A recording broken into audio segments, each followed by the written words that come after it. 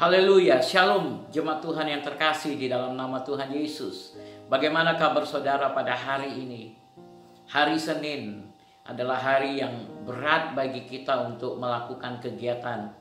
Karena kita baru melewati hari libur, kita beribadah, dan kemudian sepanjang hari kita beristirahat. Atau mungkin banyak juga yang memiliki kegiatan-kegiatan. Sehingga ketika hari Senin tiba, kita merasa aduh mulai lagi. Berat rasanya untuk bangun tidur. Tetapi hidup harus terus berlanjut. Life must going on. Kita harus kembali melanjutkan segala aktivitas kita. Oleh sebab itu bersemangatlah. Dan mulailah harimu bersama dengan Tuhan. Kemarin kita sudah belajar bagaimana di dalam Mazmur 78 Tuhan mengingatkan kita tentang iman percaya kita. Untuk senantiasa percaya. Kemarin kita diingatkan untuk belajar dari bangsa Israel. Bagaimana Tuhan memerintahkan mereka untuk senantiasa mengingatkan perbuatan-perbuatan Tuhan yang besar bagi hidup mereka, di dalam kehidupan nenek moyang mereka, pengalaman-pengalaman orang tua mereka bersama dengan Tuhan. Tuhan suruh ajarkan kepada anak-anak mereka, bahkan anak-anak dari anak-anak mereka. Dan ketika mereka mulai mengajar, maka iman mereka dibangkitkan.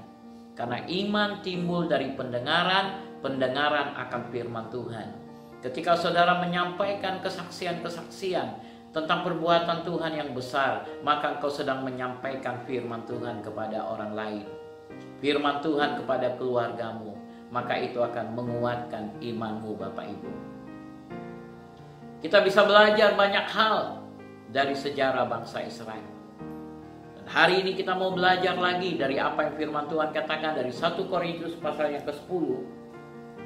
Mulai dari ayat 1 sampai ayat yang ke 11. Ya, ayat 1 sampai ayat 11. Ada 5 hal yang kita mau pelajari yang menyebabkan banyak di antara bangsa Israel yang akhirnya tidak diizinkan masuk ke tanah Kanaan. Tanah Kanaan berbicara mengenai surga. Surga. Dan ini penting sekali pengalaman mereka untuk kita pelajari. Karena ini juga akan menentukan perjalanan hidup kita untuk sampai ke surga. Mari kita lihat mulai dari ayat 1 sampai ayat yang ke-5. Aku mau supaya kamu mengetahui saudara-saudara, bahwa nenek moyang kita semua berada di bawah perlindungan awan, dan bahwa mereka semua telah melintasi laut. Untuk menjadi pengikut Musa, mereka semua telah dibaptis dalam awan dan dalam laut. Mereka semua makan makanan rohani yang sama, dan mereka semua minum minuman rohani yang sama. Sebab mereka minum dari batu karang rohani yang mengikuti mereka, dan batu karang itu ialah Kristus. Tetapi sungguh pun demikian, Allah tidak berkenan kepada bagian yang terbesar dari mereka, karena mereka ditewaskan di padang gurun. Bapak Ibu saudara-saudari yang terkasih, kita perlu tahu bahwa jumlah bangsa Israel yang keluar dari Mesir itu berjumlah antara 2 juta sampai 3 juta orang. Dan firman Tuhan mencatat mereka mengalami pengalaman-pengalaman hidup yang luar biasa.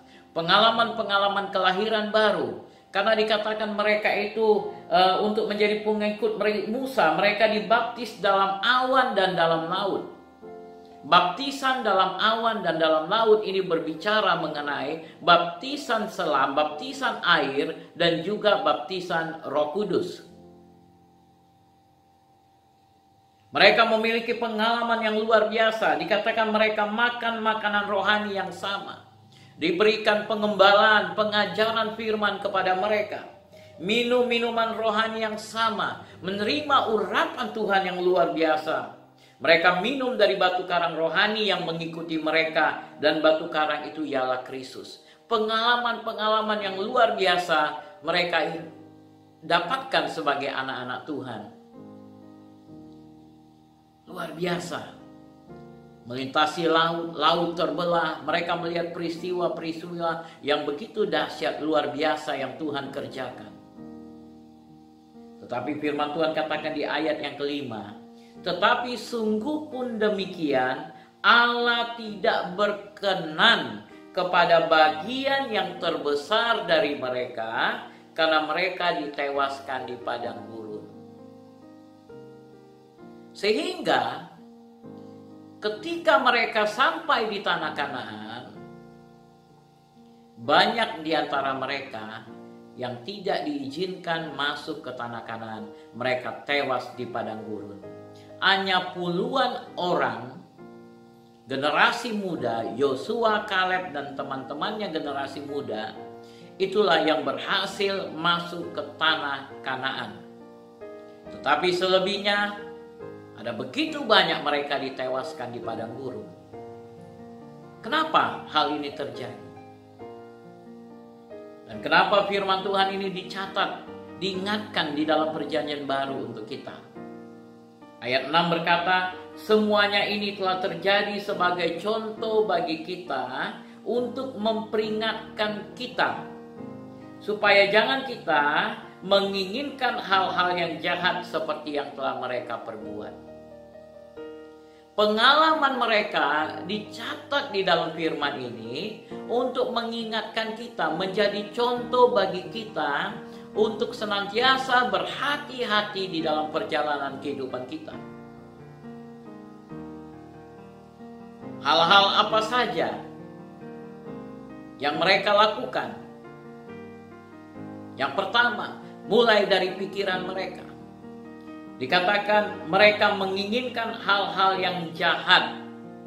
Menginginkan hal-hal yang jahat. Apa yang dilarang Tuhan, itu yang mereka lakukan. Apa yang Tuhan tidak sukai, itu yang mereka lakukan. Mereka menginginkan. Dan kepingin itu di dalam hati. Dan itu berasal dari apa yang dilihat. Sama seperti Hawa, dia melihat buah yang begitu luar biasa, indah dan enaknya. Wow. Dia berpikir, enak sekali kalau buah ini bisa kumakan. Dari mata turun ke hati, sehingga dibuahi dengan mengambilnya dan memakannya. Dan itulah yang menjebak mereka. Sehingga banyak di antara mereka yang tidak masuk ke tanah Kanaan. Ayat yang ke-7. Supaya jangan kita menjadi penyembah-penyembah berhala sama seperti beberapa orang dari mereka. Seperti ada tertulis, maka duduklah bangsa itu untuk makan dan minum, kemudian bangunlah mereka dan bersukaria. Apa yang mereka lakukan di dalam perjalanan mereka ketika Musa sedang menantikan suara Tuhan, firman Tuhan. Mereka tidak sabaran, Musa di mana? Musa tidak pulang. Sehingga mereka panggil Harun. Harun, buatkan bagi kami sebuah patung lembu emas. Mereka kasihkan emas-emas mereka untuk dibuat menjadi patung lembu. Harun pun membuatkan bagi mereka patung lembu. Mereka menari-nari, mereka berpesta-pesta. Dan pada hari itu Tuhan membinasakan banyak di antara mereka. Karena Tuhan telah berkata, jangan ada padamu ilah lain dalam bentuk apapun juga.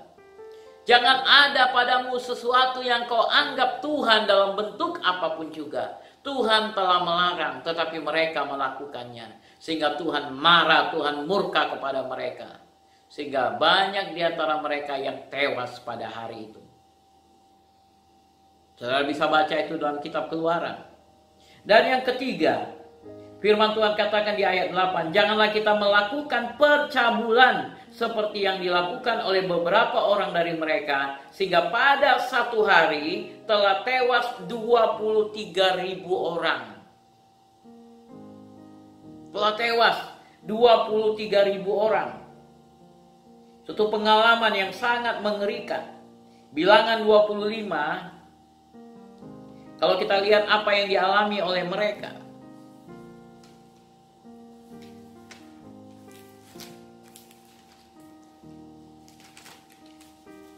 Saudara bisa baca di dalam Bilangan pasal yang ke-25. Sementara Israel tinggal di situ, mulailah bangsa itu berzina dengan perempuan-perempuan Moab. Perempuan-perempuan ini mengajak bangsa itu ke korban sembelian bagi Allah mereka. Lalu bangsa itu turut makan dari korban itu dan menyembah Allah orang-orang itu. Ketika Israel berpasangan dengan Baal Peor, bangkitlah murka Tuhan terhadap Israel. Lalu berfirman Tuhan kepada Musa, tangkaplah semua orang yang mengepalai bangsa itu dan gantunglah mereka di hadapan Tuhan di tempat terang, supaya mereka murka Tuhan yang menyala-nyala itu surut daripada Israel. Pengalaman yang mengerikan. Mereka berzina dengan perempuan-perempuan Moab.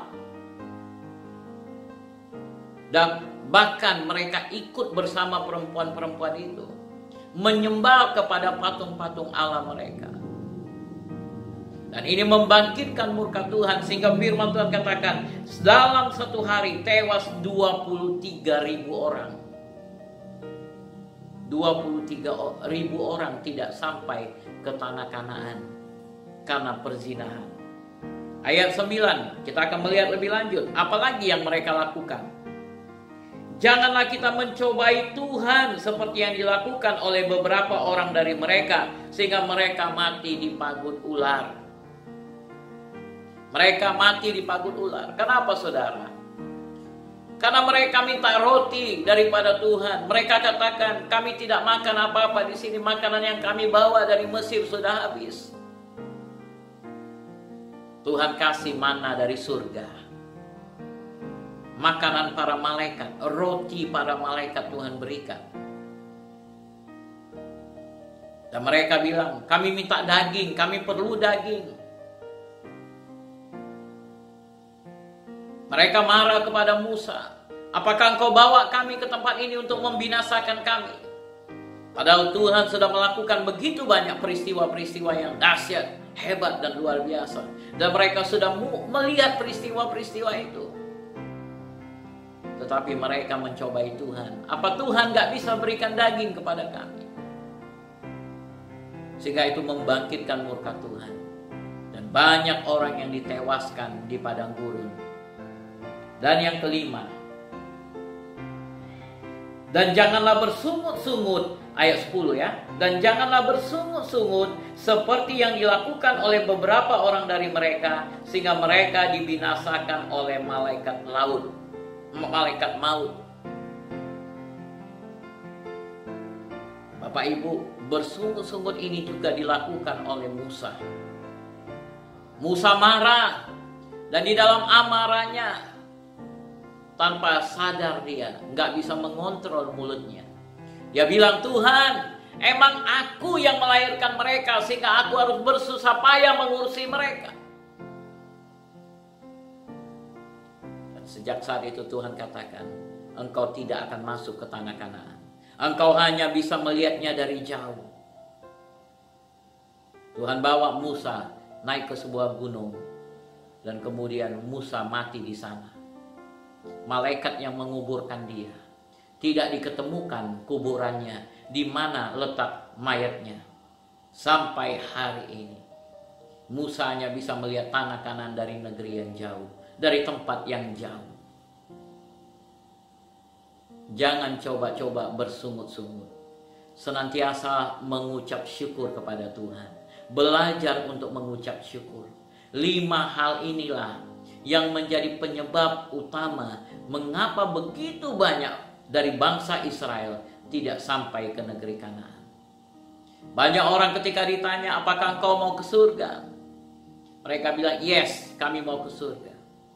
Tapi penting sekali bagi kita untuk mempersiapkan diri kita dengan baik, melakukan kehendak Bapa di surga, dan menghindari hal-hal yang Tuhan sudah peringatkan kepada kita untuk tidak kita lakukan.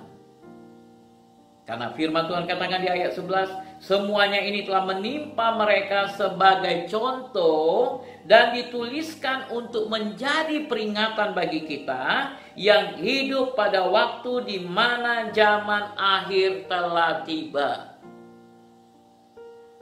Karena di dalam dunia akhir ini ada begitu banyak godaan-godaan yang datang dalam kehidupan kita, yang akan menjadi seperti perangkap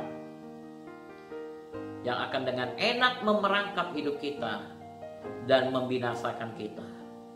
Sehingga akhirnya pupus sudah keinginan untuk bisa sampai ke tanah perjanjian. Perhatikan hidupmu, jangan sampai 5 hal yang kita sudah baca tadi ada di dalam kehidupanmu. Senantiasa bersihkan pikiranmu, jaga pikiranmu, jaga hatimu, jaga matamu. Senantiasa jangan kau menjadi penyembah-penyembah berhala. Jangan kau melakukan perzinahan, percabulan. Jangan kau mencobai Tuhan Allahmu, dan jangan bersungut-sungut. Tapi senantiasa mengucap syukurlah akan semua kebaikan Tuhan.